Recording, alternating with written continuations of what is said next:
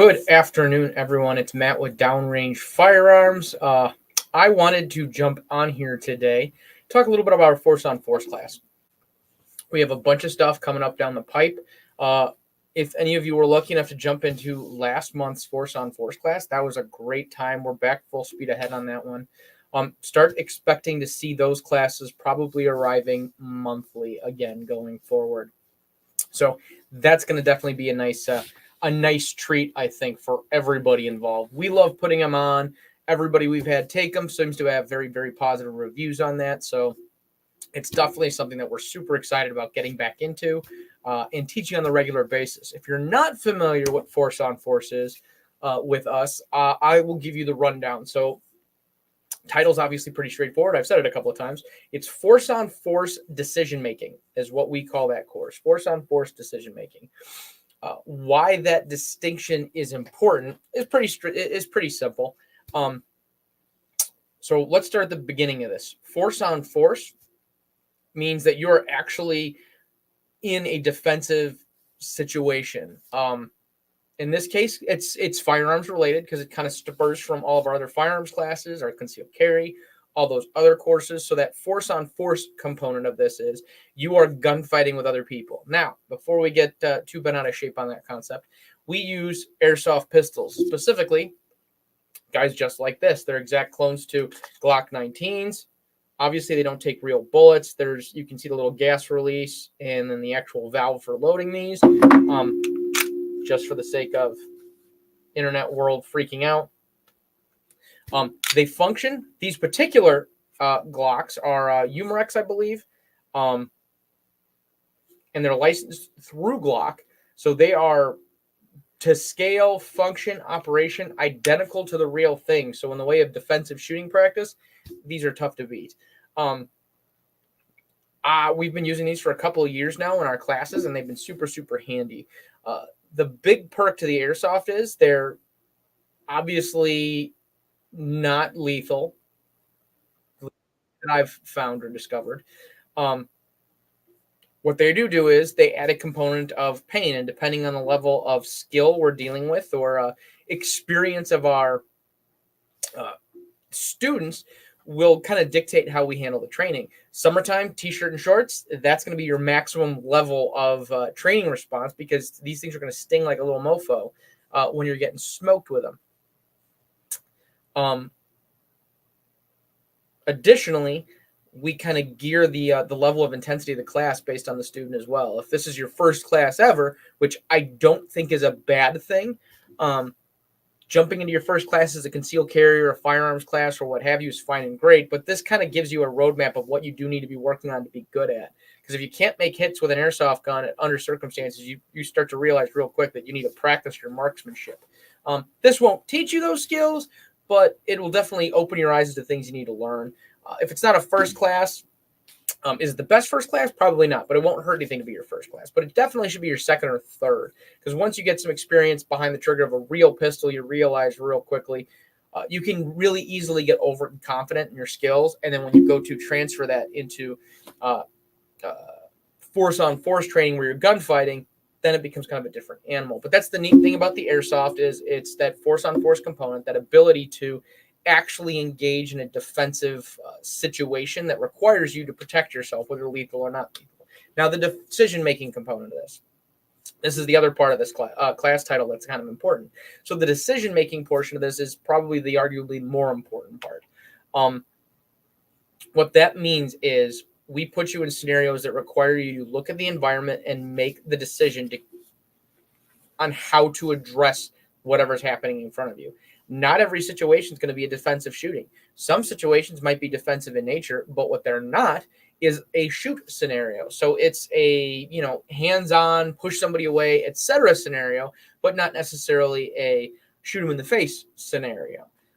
We want you to be able to, when you're done with this class, look at a situation analytically under stress and be able to say, hey, what am I supposed to be doing in these circumstances? Because we'll throw you in situations that are not defensive situations at all, that could just be socially uncomfortable and socially awkward situations that could easily be confused with something that would require some level of force. And we're going to throw you into that scenario and make you under stress, under supervision, analyze that scenario, and deal with it appropriately.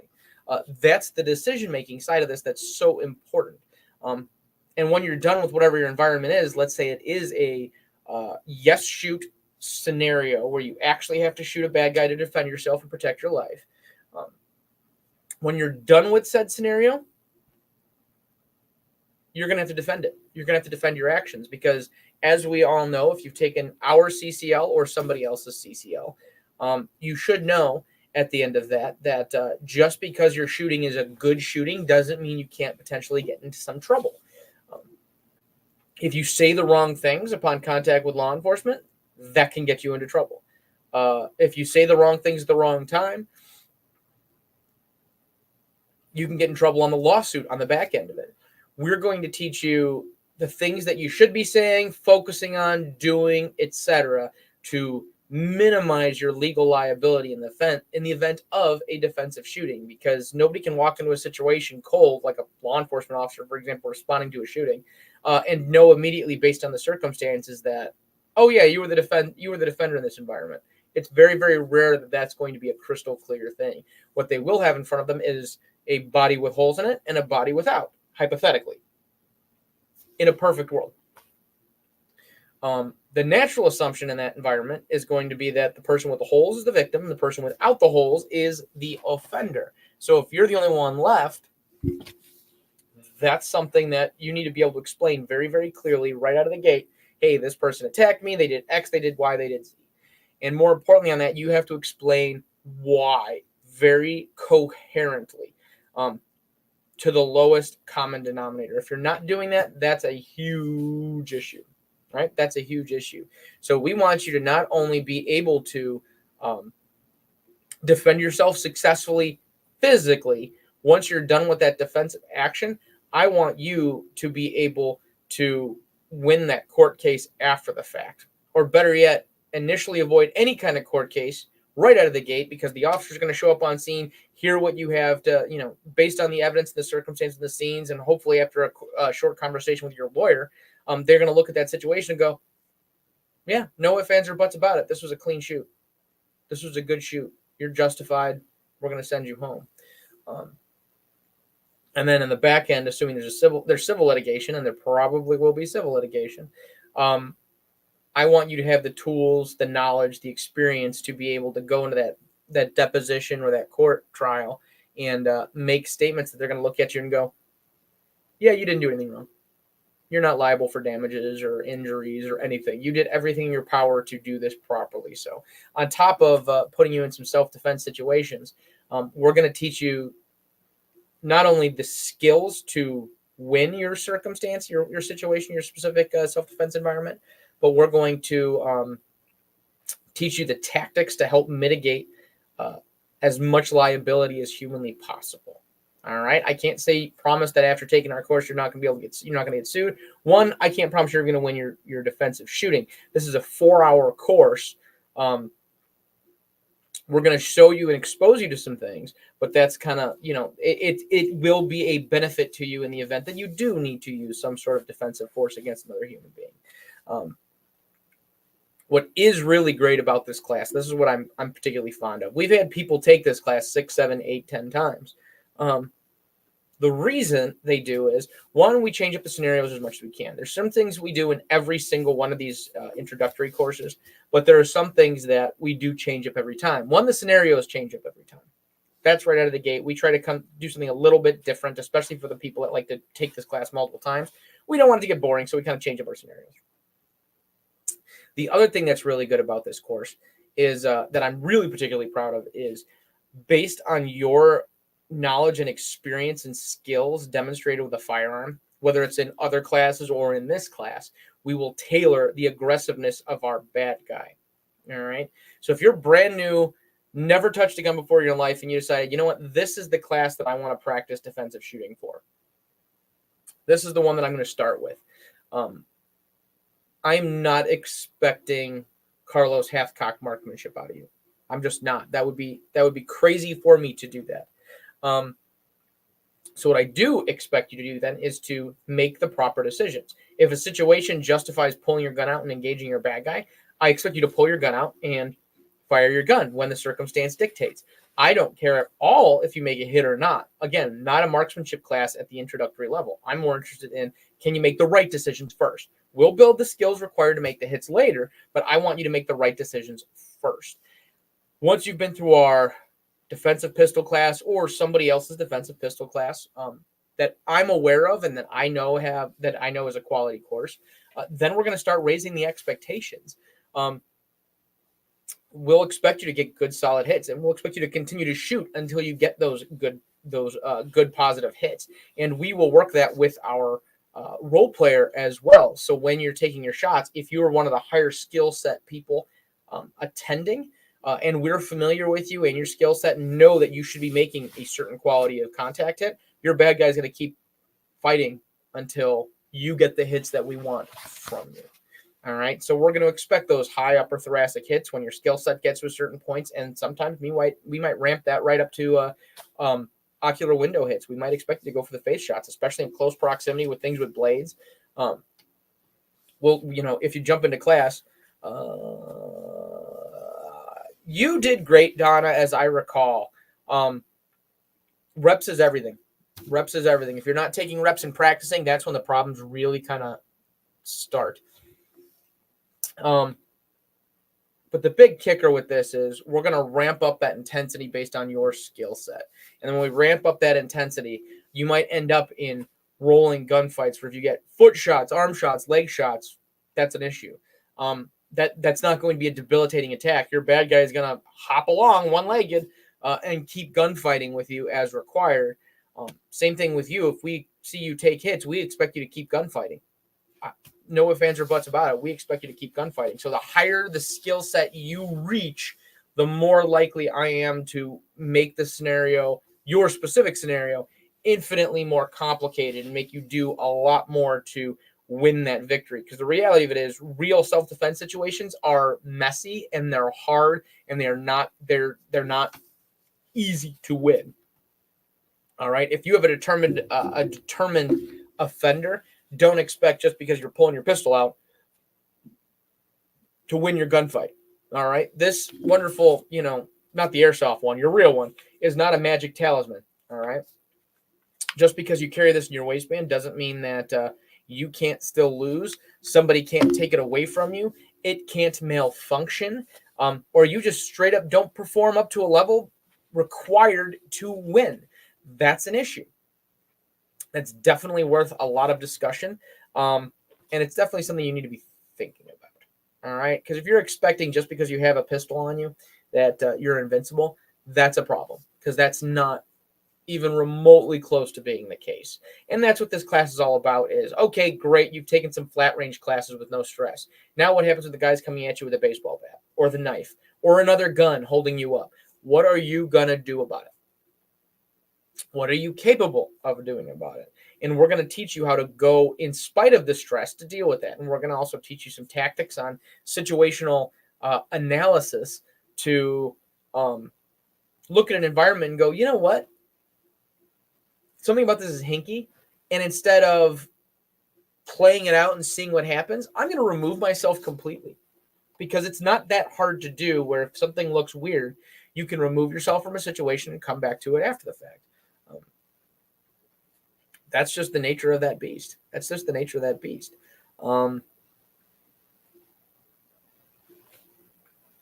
what we want you to do, though. We want you to be able to look at an environment tactically and decide this is a good decision, this is a bad decision, this will work, this won't work.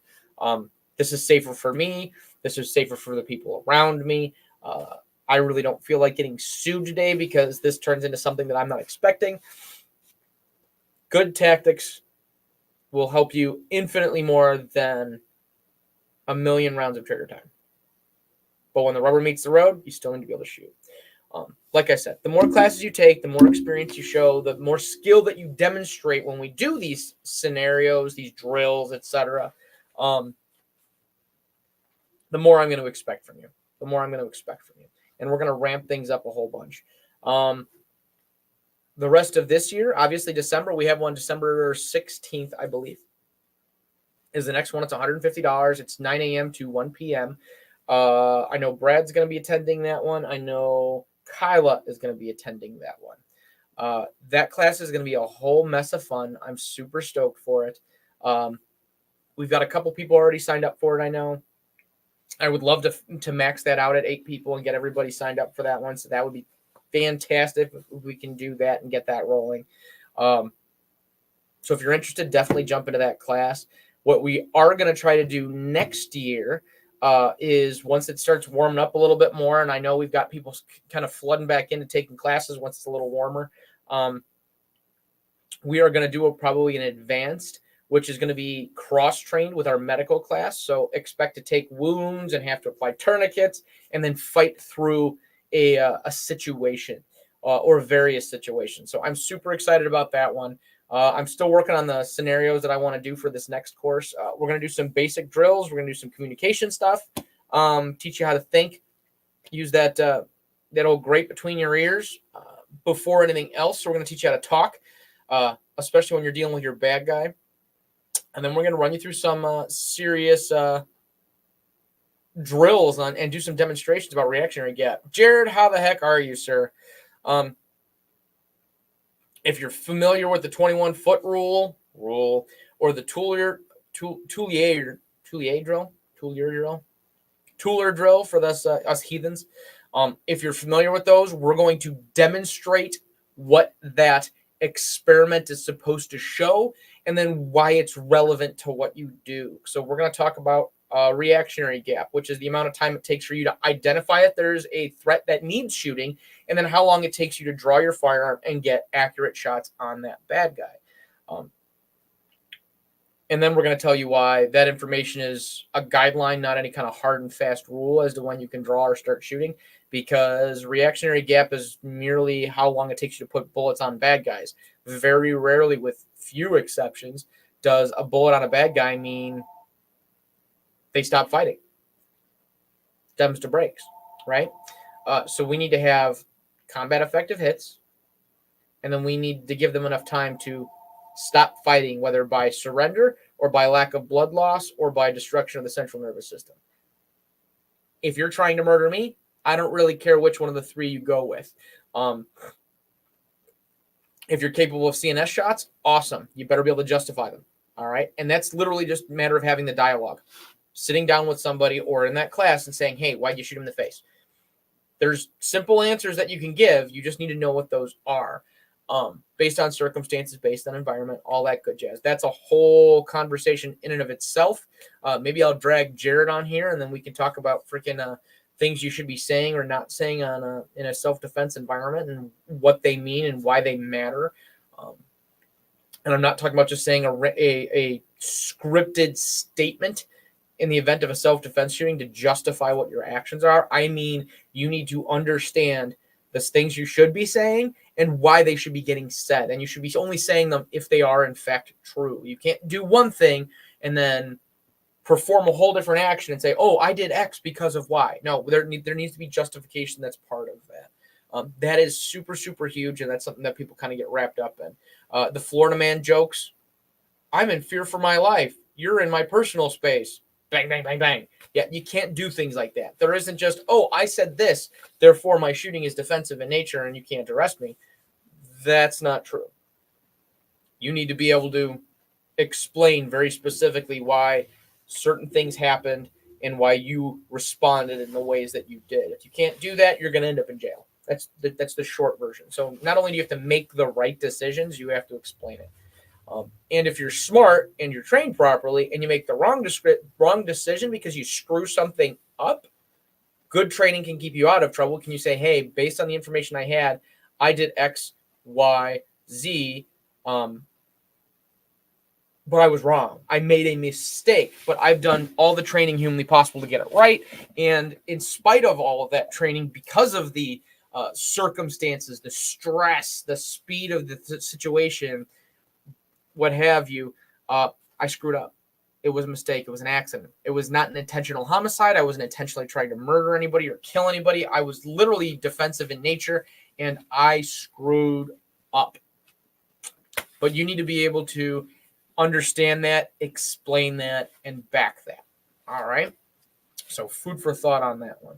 But I'm super excited. I'm going to be doing a bunch of video watching here in the next week and a half on real world shootings, and we might try to duplicate some actual defensive actions here that we can pull up off of YouTube. So we're going to see how that plays out. I'm going to see what we get, what we have available in the way of source material, and then what we have in the way of props and actors to see if we can make that happen. So if we can, I'm super excited. I think it'll be a great time.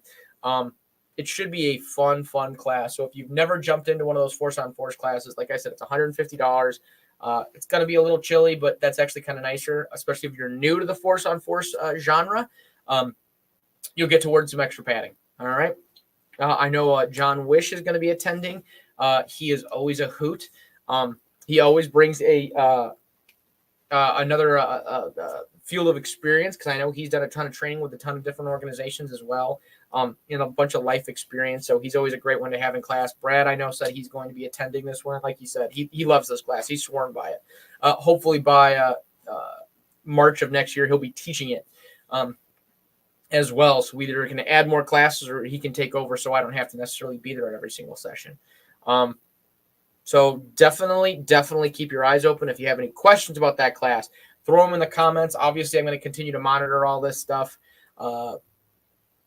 Concerns, thoughts, if there's any scenarios you'd like to see or experience in this class, definitely send them to us so we can kind of get it prepped and set up. And we'll raise that question in class. If there is a scenario in your head that you'd like to experience firsthand, we're gonna put you in that one.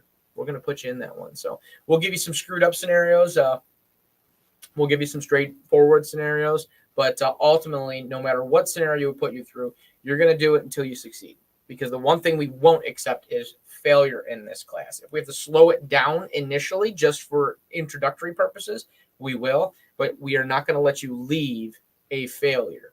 We're going to get you through the scenario, and then we're going to tell you what you need to do progressively to keep working on, to improve your skill set, to ensure that in a real world environment that you do have the ability to win, if that makes sense. So no other comments, questions, concerns right now. I will log out. This was meant to be a relatively short video, and I think we're logging in at, I don't even see a clock on this thing. Oh, there it is, 22 minutes. So we're at 22, 23 minutes in. So like I said, comments, questions, post them up. We'll get to you ASAP. Stop into the shop, ask us about it. Super excited about that one. Shop will be closed next Thursday, just FYI. So if you're looking to come in or get shopping done or anything like that, don't come in Thursday. Otherwise, thank you everybody for tuning in. Thank you for the comments for everybody else involved, and we'll see you on the range.